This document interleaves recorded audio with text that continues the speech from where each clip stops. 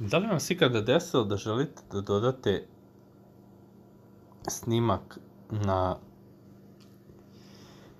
YouTube, ali ne možete da ga dodate, znači nema opcija, kliknut ćemo dole i ne. Znači, kako dodati snimak na YouTube? Ima jedna aplikacija, znači uđemo na Google Play, skinemo je već, ja sam je skinuo, otvorit ću je. Jedino što ima reklame.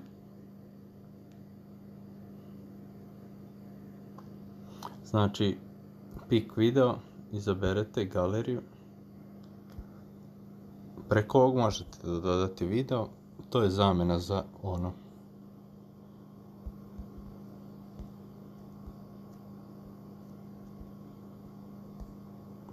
Sad tu nešto ispunimo.